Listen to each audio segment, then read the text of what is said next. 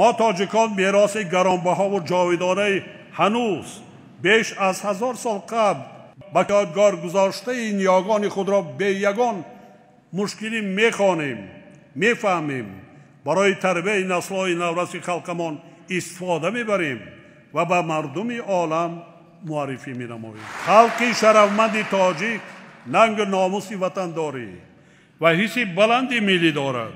و با چنین خصلت‌های نیک و سازنده خود میتواند اقدامات از امروز هم بیشتر را عملی کرده وطن مقدس خود را به کشور آباد و پیشرفته